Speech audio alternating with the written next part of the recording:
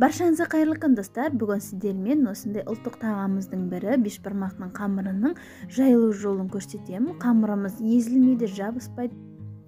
Ең алдымен суымызды, одан кейін жарты ас қасық тұзымызды салып, тұзымыз ерігенше жақсылап араластыратын боламыз. Үлкен түйіршіктері ерігенше. Одан кейін үстіне 2 дана жұмыртқамызды салып, жақсылап араластыратын боламыз. Жақсылап араластырып болғаннан кейін үстіне мен осылай керекті ұнымды өлшеп бірден салдым. Өйткені аз салсаңыздар қамырларыңыз жұмсақ болып кетуі мүмкін. Сондықтан біркелкі өлшеп салған дұрыс. Сонда қамырларыңыз қатты әрі керемет болып шығады. Басында қасығымызбен қамырымызды араластырып аламыз. Одан кейін қолдың көмегімен жақсылап елейтін боламыз. Өлшеп алған ұнымызды басында бірікпеуі мүмкін. Одан кейін елеу барысында қамырымыз өте керемет болып шығатын болады. Міне қолдың көмегімен жақсылап елейміз. Оны бір түйіршікте қалмауы керек. Иығы қанғанша әбден жақсылап елейміз.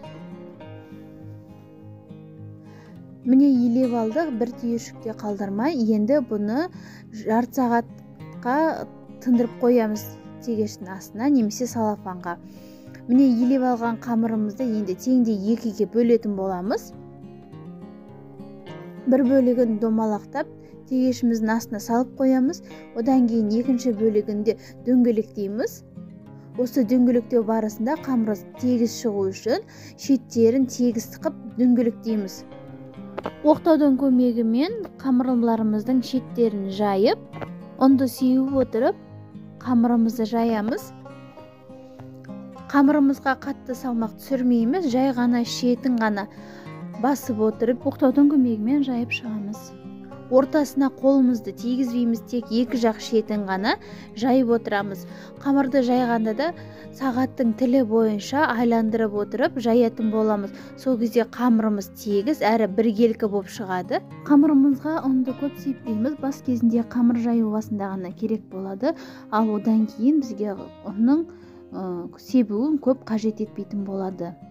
Достар, менің каналыма әлі де тіркелмесеңіз, төмендегі қызыл тұрған подписаться кнопкасын бассаңыз, жандағы қоңыршаны басып қойсаңыз, алдағы уақытта менің рецепттерімді жібермей, үзбей көріп отыратын боласыздар. Және осы видеоны астыдағы поделиться деген кнопканы өз құрбы достарыңызға жіберсеңіздер болады.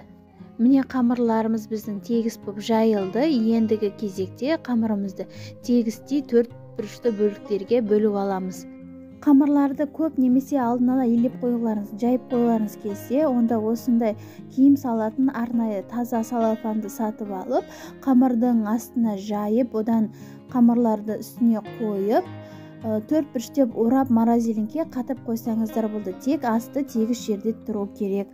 Одан кейін келесі жолы қамырды шығарғанда, қамырды жарты сағат бөлме температурасында ерітіп, одан кейін барып қамырды оратылған бөліктерден ашып, одан кейін барып қамырды осылайна пісіріп алсаңыздар болады. Достар, егер сіздерге видео пайдалы және ұнап жатса, астыдағы төмендегі өз пікірлеріңізді жазып және лайк басып кетулеріңізді сұраймын. Және каналыма тіркелмесеңіз тіркеліп, қоңыршаны басып қойыңыздар. Алдағы уақытта осындай керемет рецепттер шығатын болады. Сіздермен болған Ақмарал, көп рахмет.